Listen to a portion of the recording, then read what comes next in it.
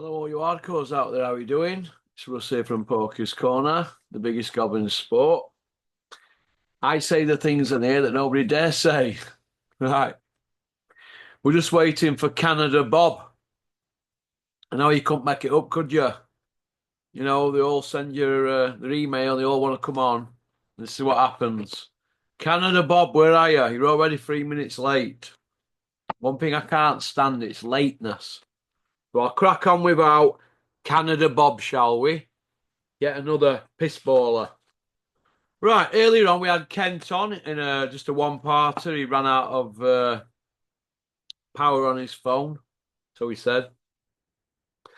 In the comments, oh, he's here. We've got Canada Bob. You made it then, Bob.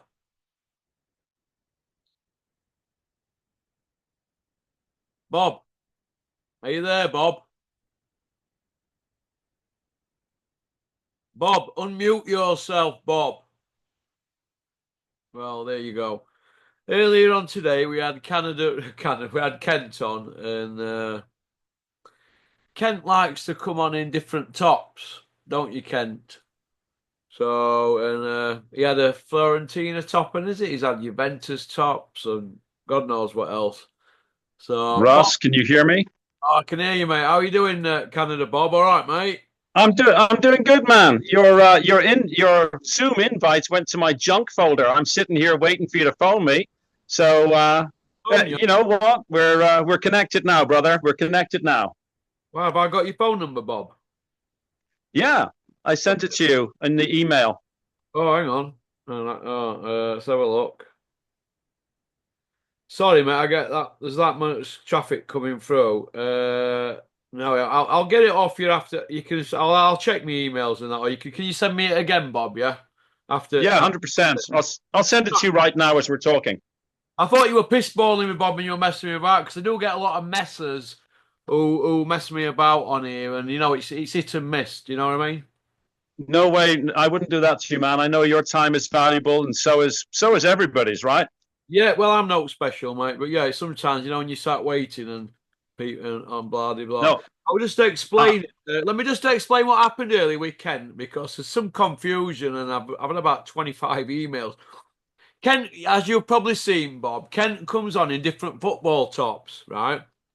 So he's in a Florentina top. So I said, "Oh, Kent, that's a nice top. Have you got a court top?" Because I was thinking about teams in his area, but Ireland are shit at football, aren't they, for football teams?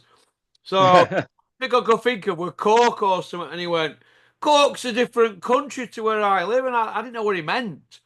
And obviously, I'm an ignorant Englishman, aren't I? But I've had like loads of vileness from people from Ireland because there's a bit of a divide in the south and north and all that, and I don't really understand all that. And Kent says, "No, Cork's 300 mile away. I live in a different country."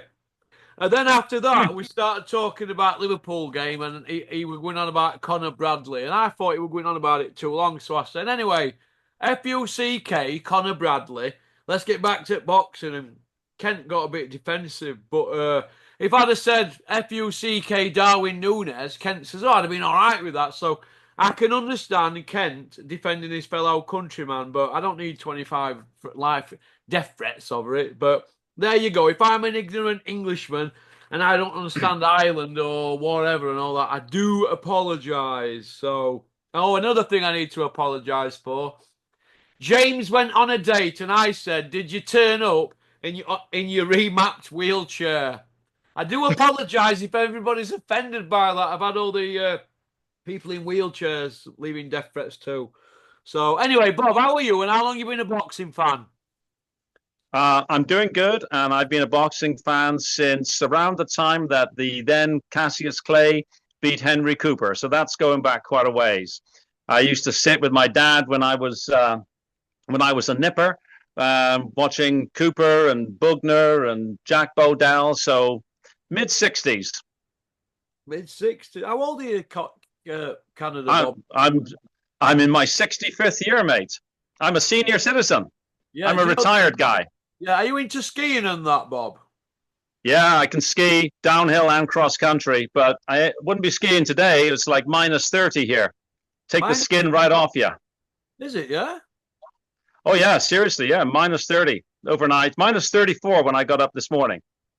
Well, how does your car start in that then? You leave it plugged in overnight, and then you pray and hope. Oh, But is it? we have an engine block heater on our trucks, so you leave them plugged in overnight. Wow, I'm impressed. No, it's serious. Sub minus 30 is a different world, man. It's you ought to come for a visit sometime.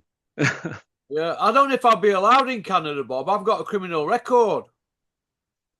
Well, we seem to let anybody in these days. I don't know. Well, my friend Peter Fury wanted to get to be the trainer in the corner for Tyson Fury against Steve Cunningham, and he flew to Canada and he got in. But when they got the Yeah, train from Canada into the northern part of America, I'm not sure if it was Detroit or is it or somewhere up that that northern bit, Michigan. yeah, And absolutely, yeah. that's where Peter got arrested, and they put him on a plane back to UK. So maybe I can go to Canada because it's in Commonwealth, isn't it? Yeah, I think Canada's rules on some things are a lot more lax than the United States. But I remember Peter Fury was denied entry.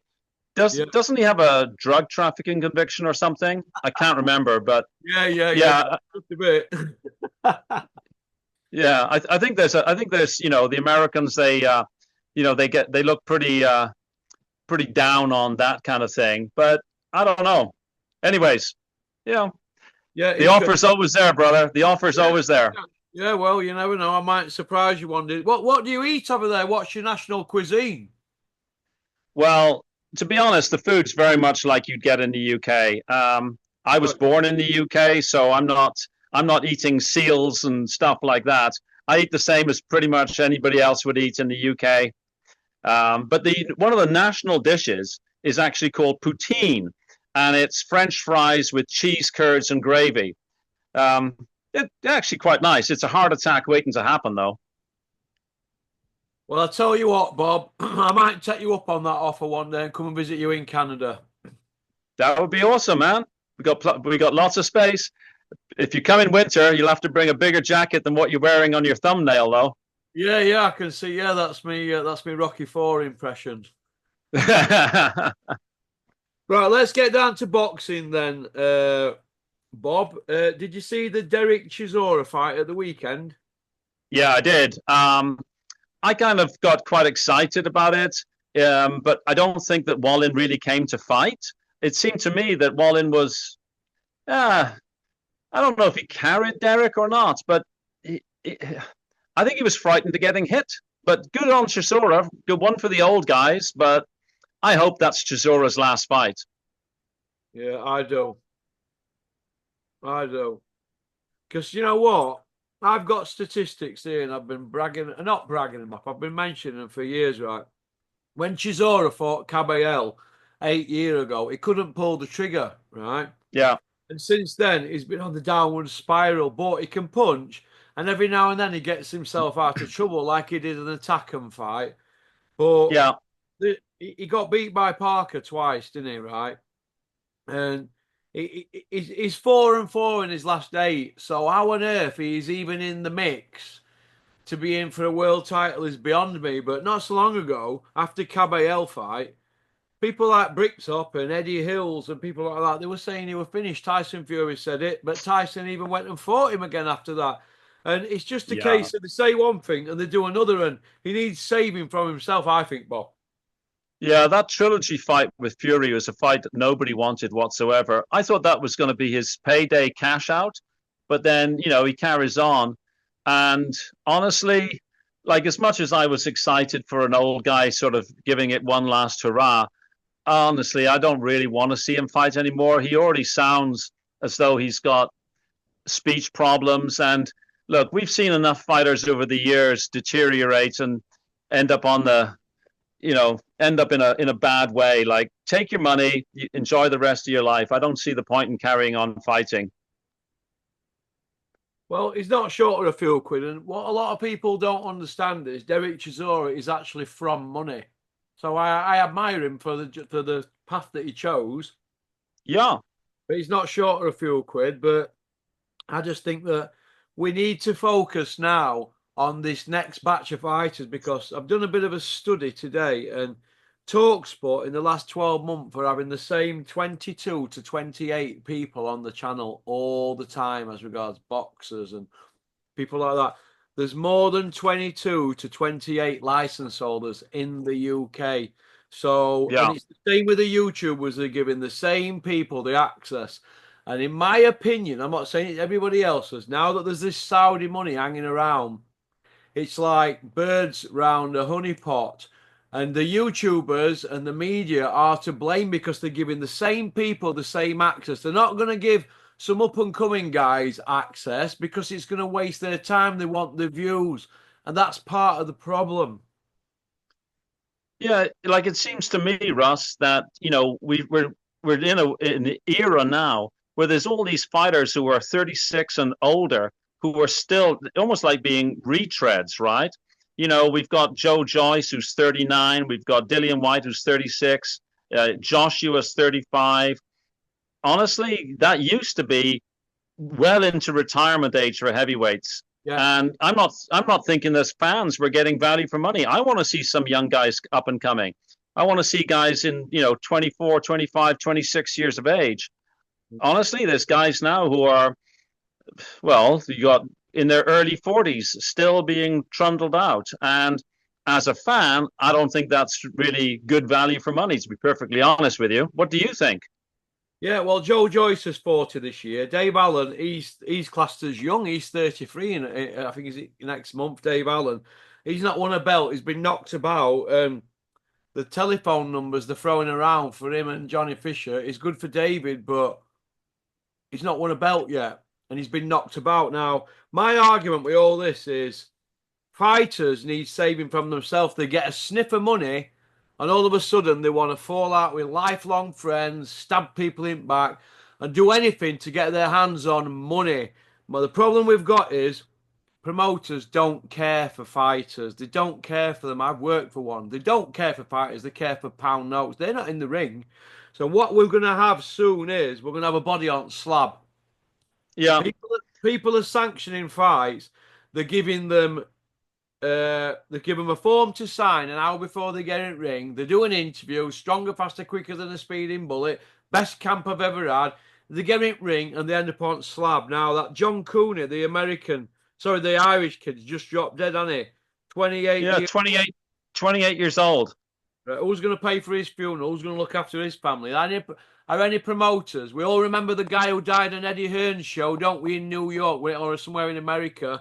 They were all going to do this and do that for him. Now, it was his anniversary of his death not long ago. Not one person put a post out on the social medias from Matchroom. That tells you what these people are about. They're about money. Yeah, I mean, look at today's press conference. You got Joe Joyce and Dillian White. I mean, honestly, Russ, I don't want to see that fight. I don't want to see either of those guys take more punishment, especially Joe Joyce. He seems like a really good guy, right? Yeah. And he's saving for himself. Dylan White must be 37 in a few months, is he? He's knocking on now. Yeah, he's born in '88, I think. Yeah, he's Yeah, 37 in summer or in April or something like that, sometime this year. Now, yeah, and Chisora 42 this year. yeah, and he's talking about having a fight now with Usyk or Dubois or AJ. I mean, come on, give us a break. That's it's nonsensical to me. He might beat AJ Bob. He could. You never know. AJ seems frightened of his own shadow now. Yeah, what's with AJ? Like, really? I don't know. Another guy who ought to take his hundreds of millions of dollars and just go and enjoy the rest of his life. But he's a cash cow, right? They're not going to let him go anywhere, Matchroom. They're just going to keep dangling that carrot.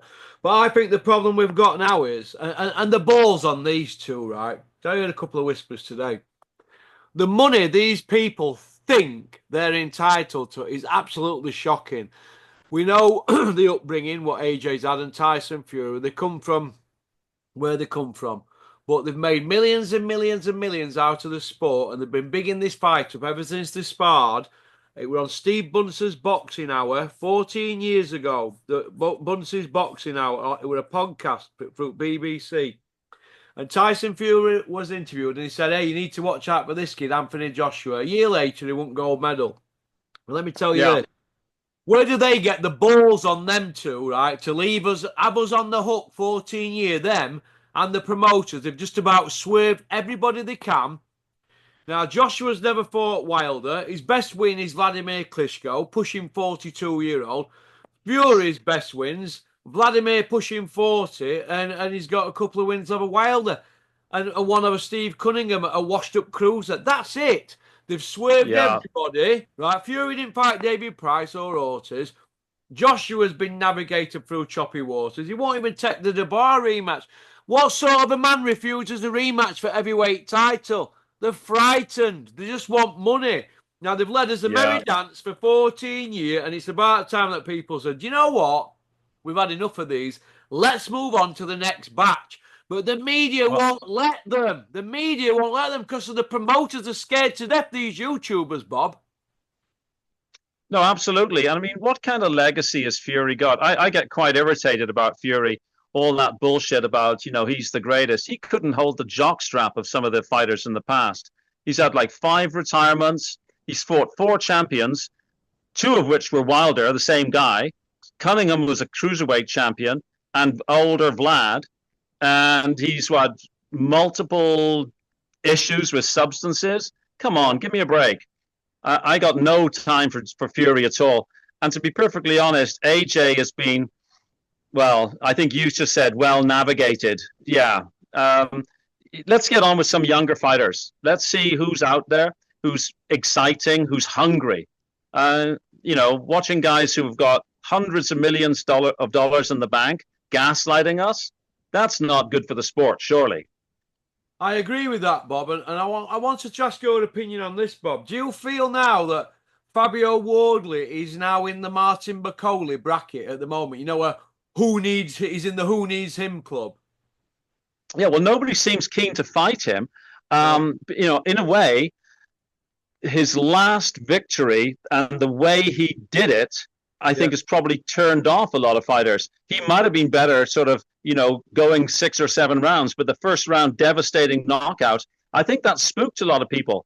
And Fabio definitely comes to fight. So if you've got a person who's gun shy, and I hate to say it, someone like AJ appears to be gun shy, they're going to be swerving Fabio. There's no real upside for them to fight Fabio, according to the dollars, right? But so, yeah, I think Fabio is likely to be avoided. Yeah, I agree with you, and I think it's awful that some of these guys don't get the recognition because they're not commercially viable. Whenever you get anybody, put a good fight to Eddie Hills. You know what he says? He's not commercially viable. That's all you hear from him. And what they But do, that's, they tend to put obstacles in front of them, don't they? yeah, I mean, that's got to be a load of rubbish. I understand it's a business. I understand that you have to make money. But really, rolling out a couple of retreads because they are commercially viable isn't what us fans want to watch. Like, honestly, in a way, like Fury and AJ, even if it was to happen tomorrow, it's well past its sell by date. Of course, we'll watch it. It would be a nice way to say, underline, where they fit. But honestly, they should have fought 5, 6, 7 years ago. Yeah, they shouldn't. But what they've done, what do you remember when Tyson Fury came out and he said, "It's done. Thank you very much, Daniel Kinahan. The fight is on." Do you remember all that nonsense that we had to put up with 3.5 years? Oh, yeah.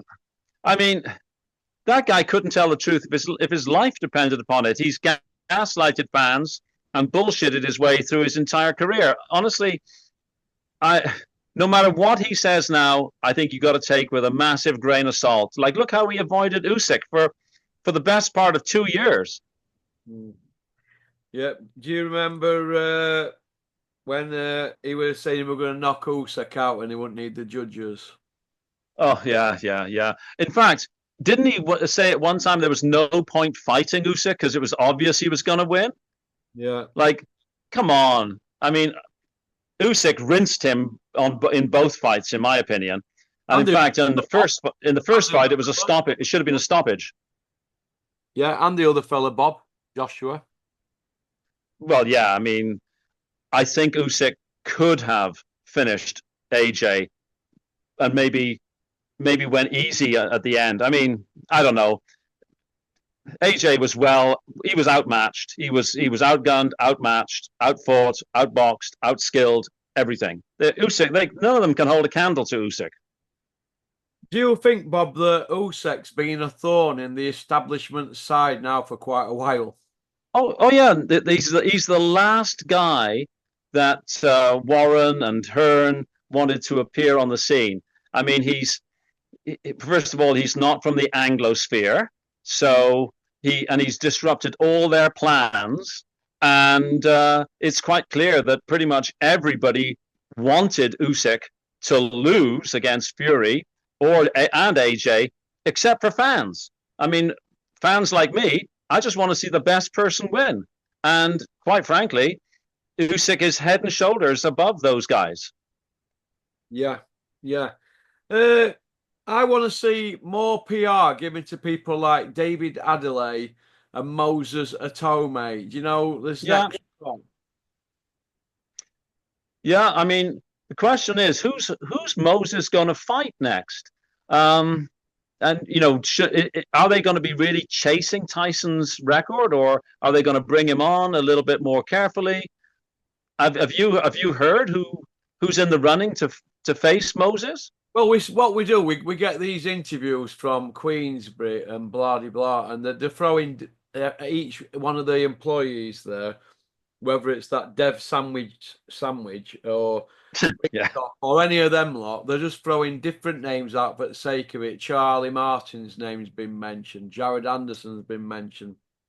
I just want to see him in a fight. I don't know why they don't put him in with David Adelaide and let's see what he's about. If he can cope with a big puncher like that, as somebody who's young and who can whack. yeah, Then if he beats him, why don't they put him in with Wardley? And let's just see him fight. But let's not have it in a situation where fighters are frightened to lose their Bob. yeah. I mean, that's something that's been like a scourge of boxing in the last sort of 20 years. This preservation of the zero. Um, Historically, it never used to matter. I mean, historically, boxers would take a zero, and it's how you take the loss, how you recover from the loss. I actually don't necessarily want to see an unbeaten fighter, because if I see an unbeaten fighter, he's either the second coming of Sugar Ray Robinson, or I'm thinking he's been well managed. And I Yeah. don't really want to see well managed fighters. I want to see a good old fashioned ding dong where you can see that both have left everything in the ring, and then both can benefit. The winner benefits and the loser benefits because they lost in a really tough fight. You know what you've just said there? That's really refreshing. Because I thought you were going to bottle it coming on here today, but that's refreshing. Do you know why?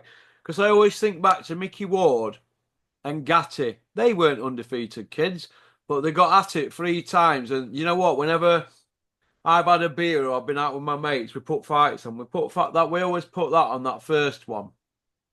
Do you know what I mean? And watch it. No, And absolutely. they left it in the ring, didn't they? Absolutely. And, you go back some years, you looked at Ezra Charles, Jersey Joe Walcott, Yeah. people who fought back and forth, back and forth. They take losses, but they're great. Joe Frazier, Muhammad Ali, Foreman, they all took losses. And it's how they lost and how they came back, right? Yeah. There's no point in just having somebody who's, pretty looking, moving around the ring well, beating up a bunch of guys who they're light years ahead of, and then saying, "Oh, look at me, I'm 20-0." Yeah, but you didn't fight anybody. That's not what fans want. Yeah. Do you think that this Saudi money, Bob, has had a knock-on effect for the UK boxing scene? Because nobody really wants to take a risky fight in the UK now who's coming through the ranks. Anybody 10, 12, 13, 14 and 0, they're all waiting for Yeah, a phone call from Spencer Brown to say, yeah, can you come through? We're going to send you a ticket to come through to Riyadh. And everybody's kind of like parked up and they're frightened to like take any risky fights. Do you think it's had a knock-on effect? yeah, I do actually. I think it's a real double-edged sword. I mean, it's really good for bringing boxing back into public eye, producing big fights that we would have never seen before. But like you say, if you're an up-and-coming fighter, and let's say you've got a 12-0 record, you might well swerve somebody who you could possibly beat, but possibly lose against in order to preserve that record so you can get a chance to go out to Riyadh. So yeah, it's a double-edged sword, and I'm not sure how I think about it. And I think in the long run, we'll look back on this era and we'll say that it could potentially have damaged boxing. We've got a short-term gain in that we've seen the big fights between the superstars who we wouldn't have ordinarily seen, but it might actually have a negative effect on the next 2 or 3 generations of fighters coming up. Yeah, yeah, I agree with you. I agree with you. Do you want to see White Rhino against Elmer Fudd rematch? Um, well, Dave Allen won the first fight. Yes, I would like to see it purely for Dave Allen to get the big paycheck that he deserves. Yes. But I don't want to see it in 18 months' time or 2 years' time. I don't want to see Dave Allen aged out and maybe take another fight in the interim. Let's get it on now, or let's not get it on at all. Yeah. I don't have a lot of time for Johnny Fisher. I mean, obviously I don't know the guy.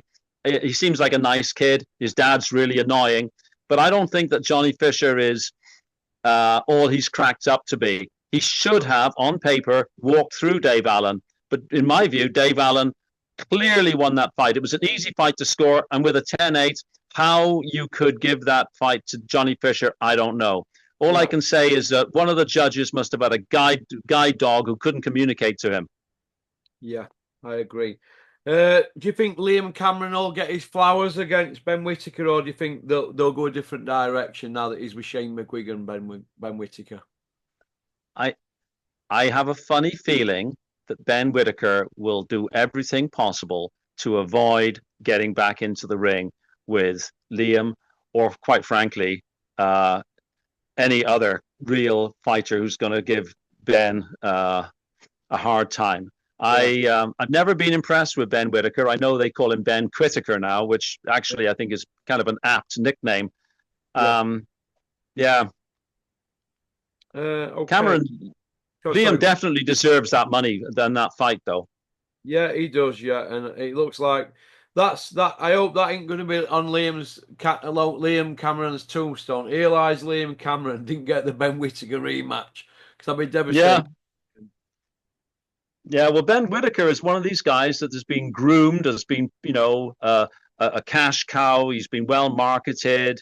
He comes across as actually a little bit of a dick, to be honest, doesn't he? Though, like, he's not my taste. Where Cameron seems like a really good, solid, sort of old-fashioned fighter, and he's had a hard time, right?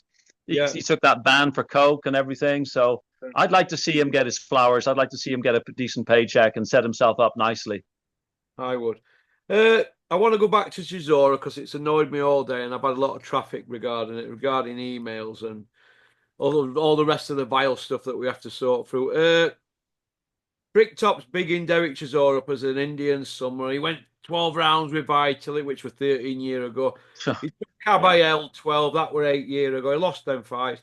Now he's just won an eliminator, but Bakoli and Ijagba are in a final eliminated. Would you put it past them, swerving the winner of Bakoli, Ijagba, giving them step aside, whoever wins that, and putting Chisora in with Jabbar? Because Bakoli's an hard fight, isn't he? Absolutely. And in fact, Russ, that's a fear of mine, that they will big up Chisora to put him in with Dubois, Battle of Britain and all that nonsense. You know, the old and all that ex-trainer. Oh yeah, old warrior against up and comer. The Don Charles is the common denominator, and if they do that, Chisora will get well paid. He'll walk in there and he'll get killed. I mean, hopefully not literally. It'll be an absolute travesty to put Derek Chisora in a position where he's going to fight someone like a Dubois. Derek Chisora, if he's insistent on having one more fight, he should fight somebody else who's somewhat pillow-fisted and then sail off into the sunset. I'd much, much, much rather see Bakoli in with Dubois. That would be a good fight. It would be a hard fight. And we could then find out for once and for all, is Bakoli really what he says he is? And also we can determine whether Dubois has got the heart to go in against somebody who can really fight back. Yeah, I agree wholeheartedly on that. Can I ask you your thoughts on Povetkin's 4-year ban and the last 10 fights are now going to be no contest. What do you think to that, Bob? Well, yeah, I did a video about this. I know a lot of people talk about whether or not Povetkin should be sued, criminal or even criminally charged. I mean, the only thing that I know is that what I know and what I can prove are two entirely different things. And also, if you get a civil judgment against him, where are his assets? If his assets are in Russia or the Channel Islands or in Turks and Caicos, it'll be a nightmare trying to get any money out of him. I think people like David Price and Dillian White and a whole bunch of others have got a real axe to grind there because anybody who stepped into the ring with Povetkin when he was juiced up to the eyeballs, how would their careers have gone had Povetkin been clean? Right? Yeah, It's great. and it's outrageous. I don't give a rat's behind about Povetkin getting a 4-year ban. I mean, he's retired anyhow, basically. Yeah, yeah.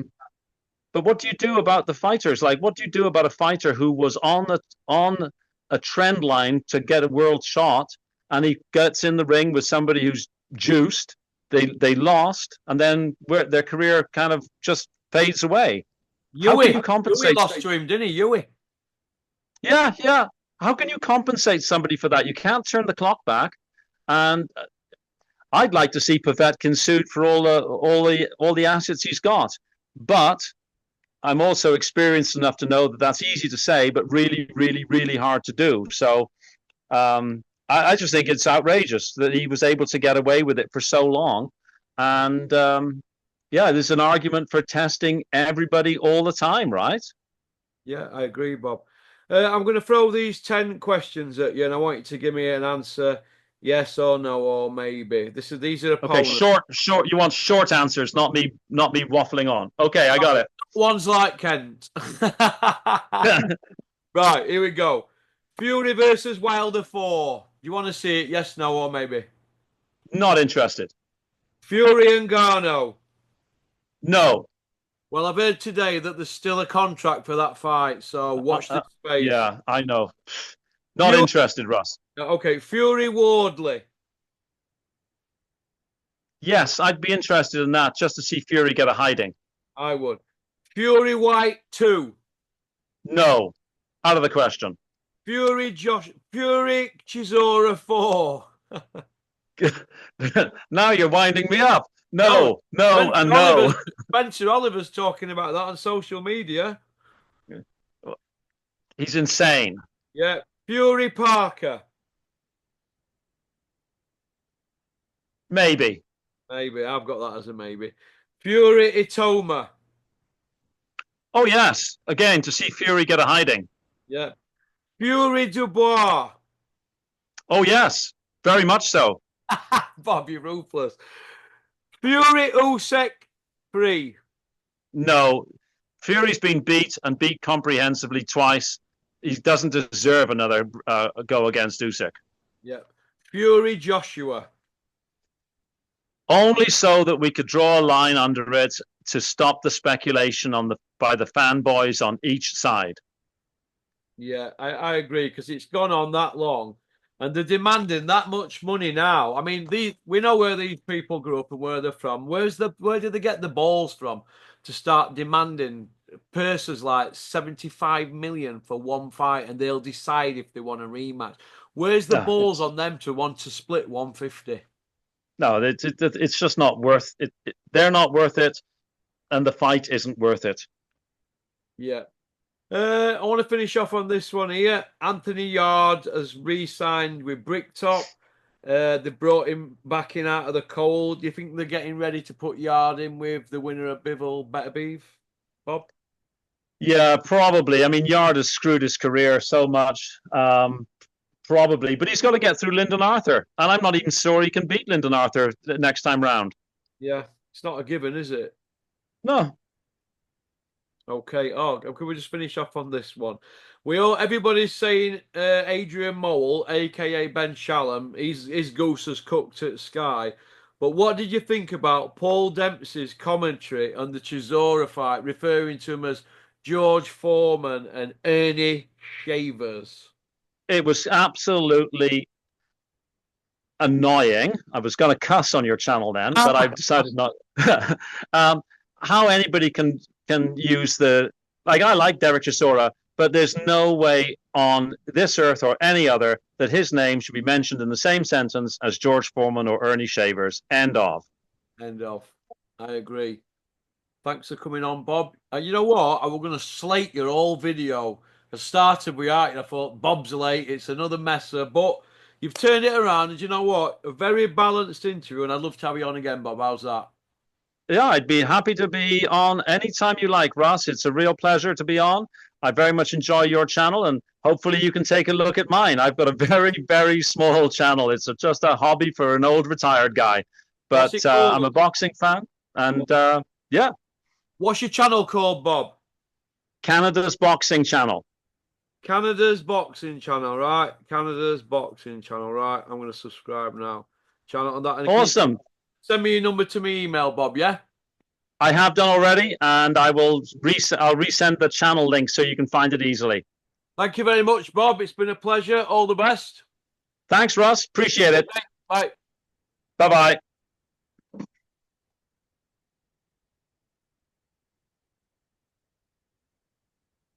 Well, that were Canada Bob.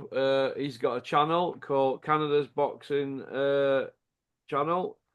I want everybody to subscribe to there, and I'm gonna have a little nosy at that before I have Andy on, who is not from Aberdeen. All right. Thanks for liking and subscribing and leaving a comment. Go on, peace out. I really enjoyed that. Very refreshing. Very refreshing.